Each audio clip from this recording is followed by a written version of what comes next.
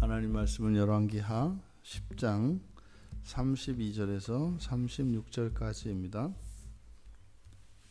우리 같이 한 목소리로 함께 읽겠습니다.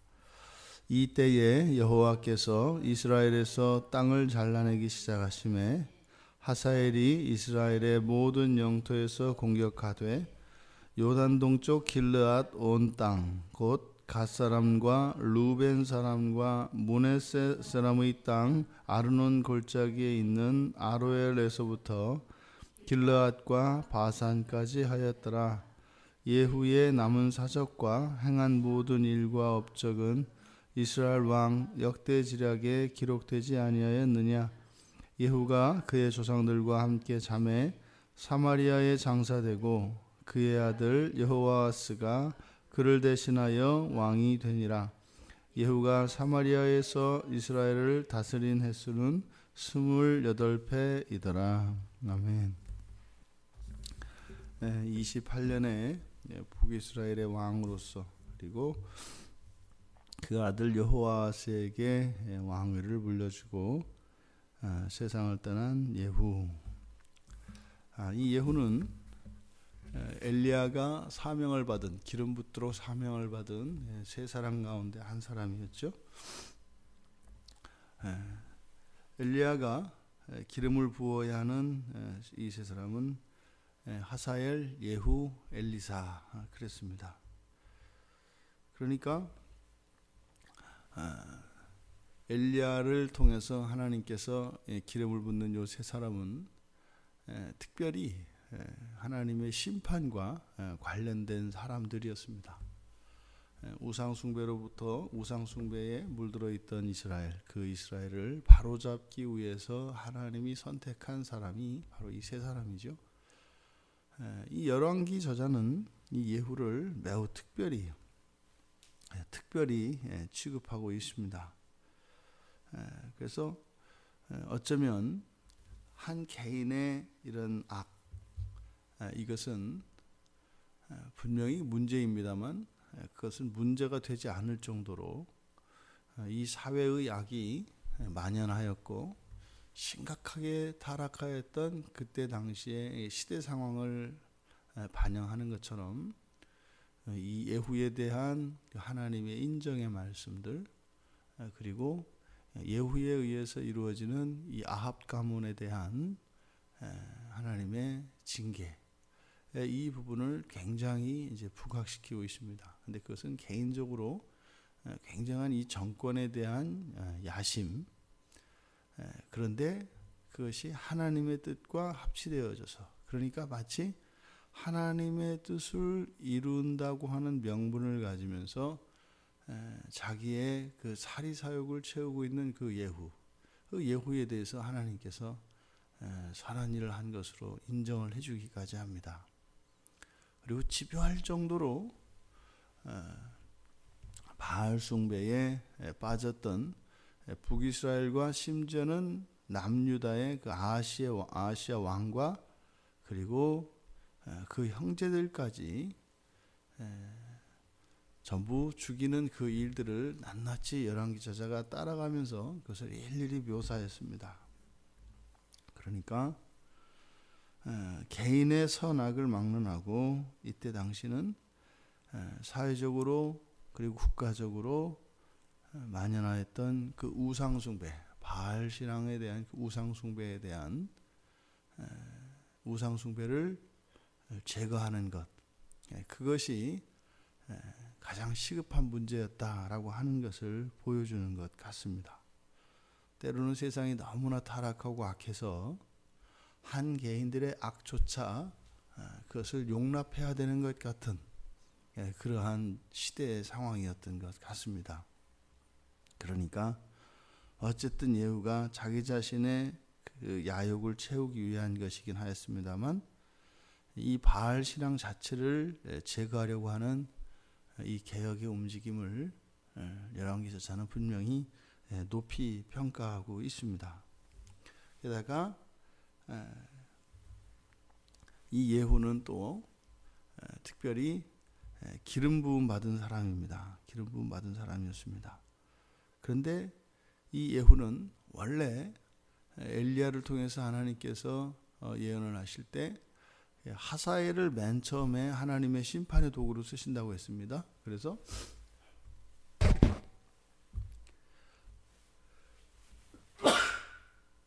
죄송합니다.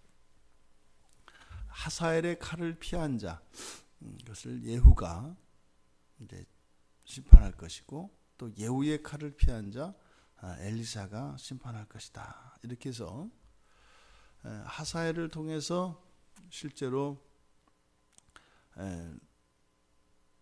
북이스라엘 왕이 북이스라엘과 남유다가 연합을 하여 싸웠습니다만 하사엘에게 요람이 상처를 입고 도망가 있지 않습니까? 그래서 예후가 찾아갔을 때 요람이 상처 입은 그 전투에서 부상을 당한 이제 그런 상태였지 않습니까?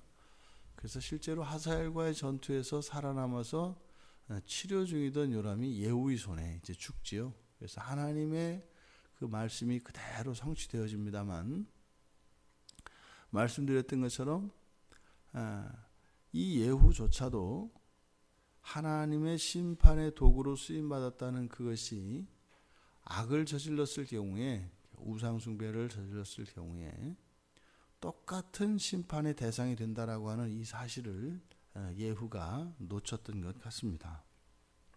그런데 바로 31절 또 그 앞에서도 29절에서도 이 예후가 바알을 섬기지는 않았지만 바알을 대신하여 금송아지를 섬김으로써 여로보암의 죄에서 떠나지 아니하였다. 바알이라고 하는 우상을 섬겼던 이들을 심판하는 일에 쓰임받았던 예후, 그 예후가 바알을 섬기지 않았지만 금송아지라고 하는 또 다른 우상을 섬겼을 때 바로 이때에 이렇게 되는 겁니다. 그러니까 이때는 바로 예후에게 하나님의 심판이 또 동일하게 임하는 것에 대한 이야기죠. 이때 쓰임받는 것이 하사엘입니다. 아람 왕이었던 하사엘이 이제는 예후를 심판하게 됩니다. 그래서 이 하사엘과 예후, 이 두 사람은 성경에서 기름 부음을 받은 몇 안 되는 사람 가운데 두 사람인데, 이 사람들의 기름 부음은 조금 다릅니다. 실제로 이 열왕기 속에서도 왕들이 죽고 또 다음 왕으로 세워지며 왕조가 사라지고 새로운 왕조가 세워지는 이런 일들이 반복되면서 실제로 직접 성경에 기름 부음 받은 사건이 기록된 왕들은 몇 되지 않습니다. 실제로 다윗, 그러니까 사울이 맨 처음에 기름 부음을 받았고, 그 다음에 다윗, 솔로몬, 그리고 실제로 왕 가운데는 이 예후입니다.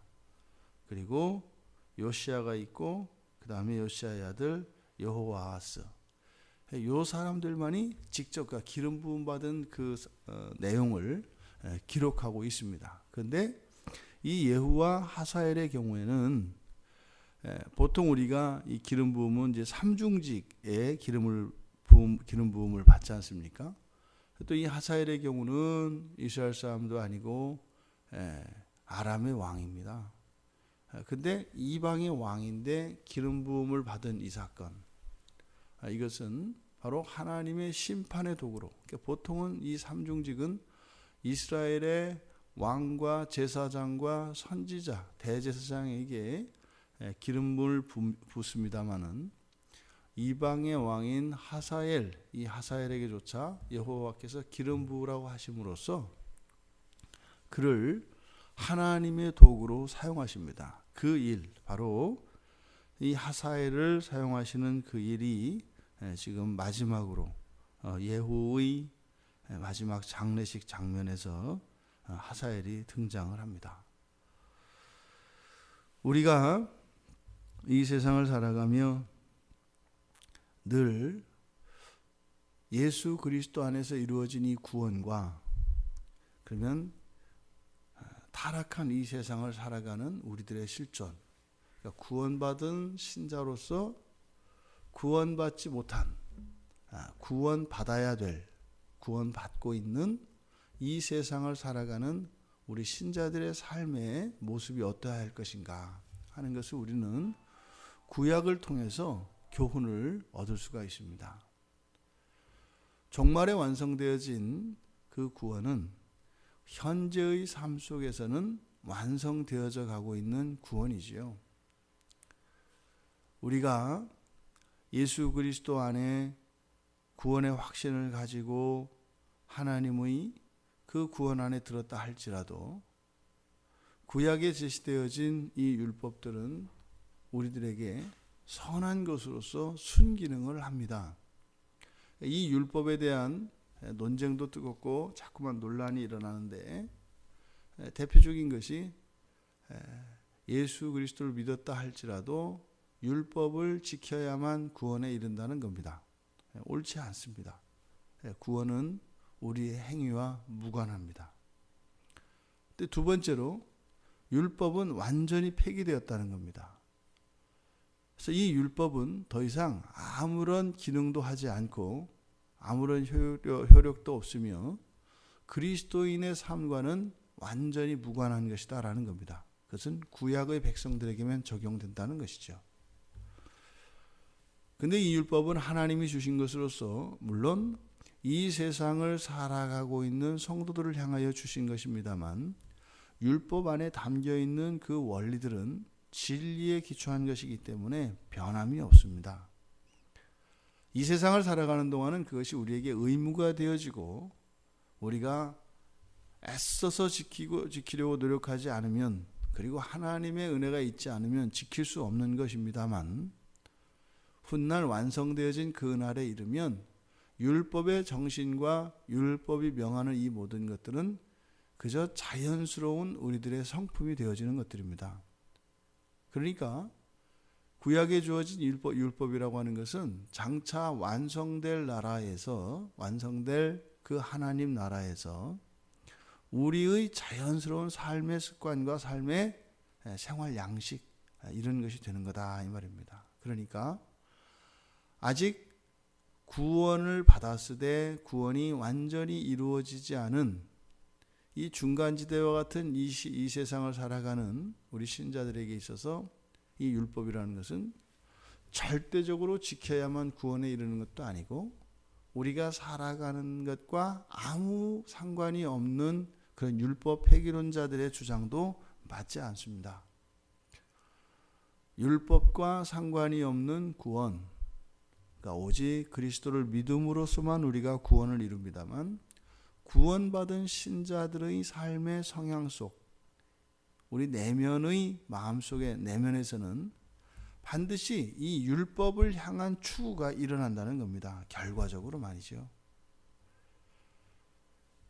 이토록 지금 여기에서 문제가 되고 있는 우상숭배의 문제, 이것은 우리도 예외가 아닙니다. 시대를 따라 또 그 사회와 민족에 따라 우상의 형태와 양상이 달라지는 것뿐입니다. 구약의 역사 속에서 이스라엘의 징계와 그 심판은 항상 우상 숭배와 관계에 있었습니다. 예후가 그 우상 숭배를 척결하고 그것을 심판하기 위하여 하나님의 도구로 쓰임 받음으로써 왕이 되었죠. 근데 결국은 자기가 심판하였던 그 우상 숭배의 문제로 자기 자신도 심판당하게 됩니다. 그만큼 지독하고 어렵다는 겁니다. 오늘날 우리들의 우상은 무엇일까요? 교회 역사 속에서 맨 처음 313년에 콘스탄틴이 기독교를 박해하다가 이제 기독교를 공인 종교로 만들어줍니다. 그것은 교회사적으로 보면 이제 교회 안에 바로 이 세속주의가 우상이 되어버리는 장면이었습니다. 콘스탄틴의 기독교 공인 이후로 교회 안은 철저하게 부패하게 되는데 그것은 바로 세속주의였습니다. 교회 안에 이런 계급이 생기고 빈부의 격차가 생기고 하는 일들이 일어납니다. 이때부터 이제 교회들 간에 경쟁이 시작되고 또 교인들 간에 사랑의 관계가 끊어지고 이제는 오히려 서로 경쟁의 관계로 마찬가지로 그렇게 된 것이 바로 313년의 기독교 공인입니다. 그리고 중세 때 이제 그 세속주의와 더불어 또 다른 우상으로 들어오는 것은 많은 성상들입니다. 그래서 중세에 이런 우상의 자리를 차지했던 것이 이런 성상들이었습니다. 온갖 그래서 성인들이 세워지고 성인들의 이런 형상들을 우상으로 섬기는 일들이 중세 때 일어납니다. 그리고 종교개혁 이후 근대의 우상은 바로 사람이 되어집니다. 문해혁명과 이런 르네상스, 더군다나 그 정점에 이제 프랑스 혁명으로 인해서 모든 우상의 자리에 등극하게 되는 것이 인간입니다. 그래서 이 인본주의가 근대 이후로 우상의 자리를 차지합니다. 단 한 번도 교회의 역사 속에서 구약과 신약을 막론하고 우상이 없었던 시대가 없습니다. 오늘날을 보통 우리가 현대사회를 포스트 모더니즘 시대라고 합니다. 포스트 모더니즘의 시대는 무엇이에요? 해체입니다. 해체. 인간이 신의 자리에서 우상이 되었었는데 이제 포스트 모더니즘에서는 어떻게 해요? 인간도 신이 아니더라. 그렇게 하면서 모든 우상과 함께 신을 해체하는 시대가 되어버렸습니다. 그래서 우상주의의 끝은 그겁니다. 마지막에 폭로하는 것이에요.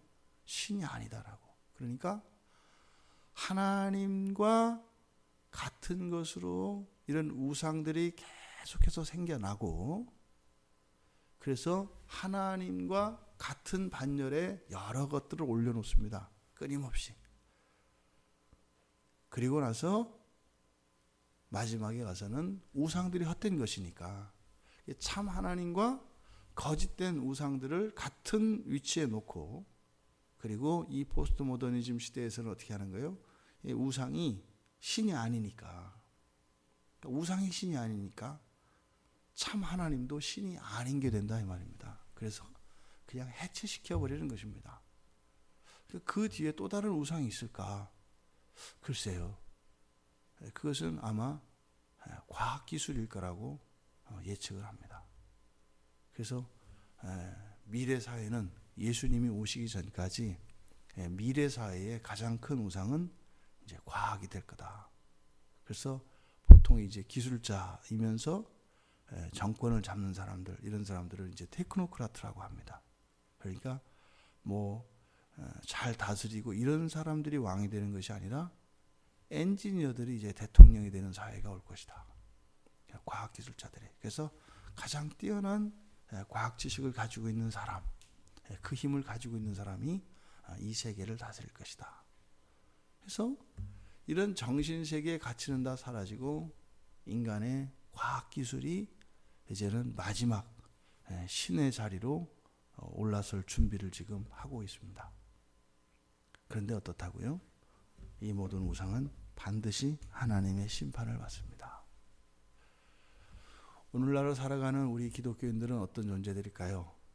근대와 현대와 후기 현대를 끼어 있습니다. 그래서 우리에게는요, 이런 근대성과 그리고 후기 현대성이 같이 공존하고 있는 게 오늘날 우리가 살아가고 있는 사람입니다. 가장 골치 아픈 사람들입니다. 그러니까 인간이라고 하는 이 우상, 가장 강력한 우상, 그것이 나이겠죠. 인간 우상주의에 빠져 있고 또 세속주의에 빠져 있고 이러한 성상과 이런 말도 안 되는 우상들을 가지고 있으면서 이제는 과학기술을 우상시하는 그런 시대. 그러니까 지금까지 교회의 역사 속에서 가장 복잡하고 가장 강력한 우상을 가지고 있는 것이 오늘날을 살아가는 우리들의 정체성입니다. 그것이 무엇이냐 분석할 필요 없습니다. 어떻다는 거예요? 반드시 심판을 받는다는 겁니다. 우리가 추구해야 될 것은 참 하나님이신 우리 주 예수 그리스도. 그러니까 다른 것을 많이 알아서 그것이 진짜냐 아니냐를 알 것이 아니라 바로 한 분 하나님이신 우리 주 예수 그리스도를 이 성경을 통하여 추구하는 일, 이것은 예나 지금이나 변함이 없습니다.